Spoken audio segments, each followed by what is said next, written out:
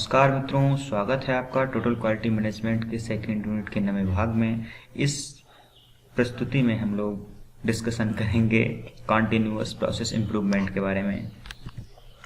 तो ये रहा हमारा पाठ्यक्रम और आगे बढ़ते हैं तो देखते हैं ऑपरेशनल जो डेफिनेशन है इसकी वो क्या है कॉन्टिन्यूअस प्रोसेस इम्प्रूवमेंट की।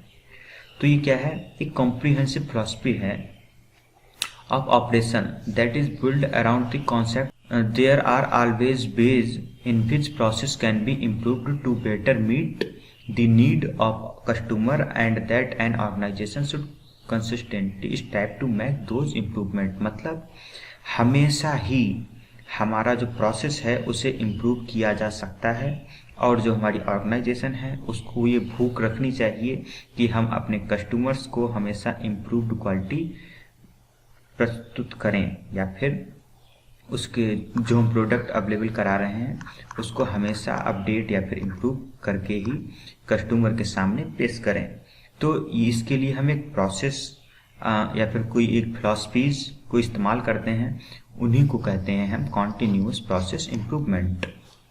मतलब ये कभी ख़त्म नहीं होने वाला। ये इस बार तुमने अब तक का सबसे अच्छा बना लिया है, लेकिन अगली साल तुम्हें इससे भी अच्छा बनाना होगा, फिर ऐसे ही ये सिलसिला बढ़ता रहेगा। तो इसी को हम बोलते हैं कॉन्टिन्यूअस प्रोसेस इम्प्रूवमेंट। ये इसकी एक ऑपरेशनल डेफिनेशन है। अब हम देखते हैं कि जो कॉन्टिन्यूअस प्रोसेस इम्प्रूवमेंट के लिए हम जो टेक्निक्स को यूज़ करते हैं या फिर टूल्स जो होते हैं वो कौन कौन से होते हैं। तो देखो, इसके लिए हमने 7 फिलॉसफीज हैं या फिर 7 टूल्स या टेक्निक्स हैं जो कॉन्टिन्यूअस प्रोसेस इम्प्रूवमेंट के अंतर्गत आती हैं, लेकिन हमारे सिलेबस में 2 या 3 हैं तो हम केवल उनको ही पढ़ेंगे। लेकिन हम जान लेते हैं कि वो कौन कौन सी हैं। एक है जोरांश ट्रायोलॉजी, ये आई थिंक मैंने बताई है। काइजान, इसको अच्छे से डिस्कस करेंगे आगे। काइजान विलेज, 5S प्रैक्टिस, इसे भी देखेंगे, हमारे सिलेबस में है।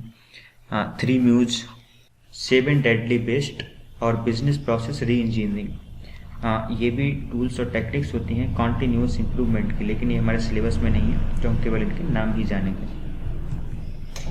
अब हम समझते हैं कि कॉन्टिन्यूअस प्रोसेस इम्प्रूवमेंट जो होता है वो कैसे वर्क करता है। तो किसी भी इंडस्ट्री में हमें एक तो इनपुट चाहिए होता है। इनपुट में हमें क्या चाहिए होता है, मटेरियल चाहिए होता है, पैसा चाहिए होता है और डाटा चाहिए होता है। तो ये तो इनपुट हुआ, उसके बाद में हम प्रोसेस करते हैं। प्रोसेस में क्या आता है, पीपल, इक्विपमेंट, मेथड, इन्वायरमेंट और मटेरियल और प्रोसीजर। और इस पर क्या इम्पैक्ट करता है, इस पर इम्पैक्ट करता है उस टाइम की कंडीशंस इस प्रोसेस पे। इस प्रोसेस के बाद में हमें आउटपुट मिलता है। आउटपुट में हमें क्या मिलता है, इन्फॉर्मेशन, डाटा मिलता है और हमें एक प्रोडक्ट मिलता है और उसकी सर्विस मिलती है। ये तो हमारा आउटपुट हुआ इंडस्ट्री का, ठीक है।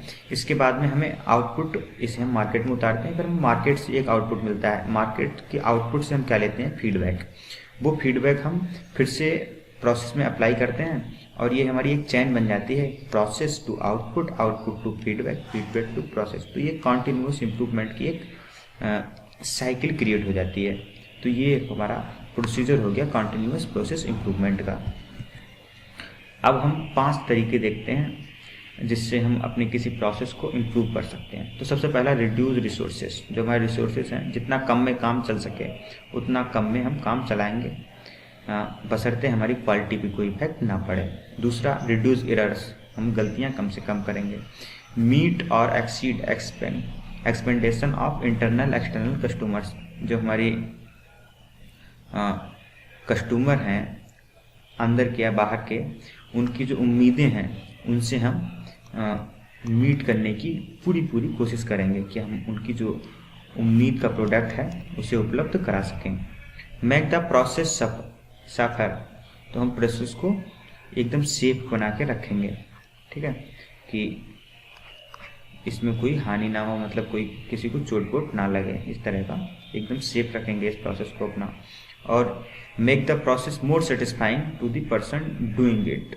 मतलब कोई भी आदमी इस प्रोसेस को कर रहा है तो उससे, उस काम से उसे और ज़्यादा सेटिस्फाई बनाने के लिए हम उसमें पूरी भरकस कोशिश करेंगे। तो ये इसी से हमारा प्रोसेस है इम्प्रूव होगा। तो ये 5 तरीके हैं जिससे हम प्रोसेस को इम्प्रूव करते हैं।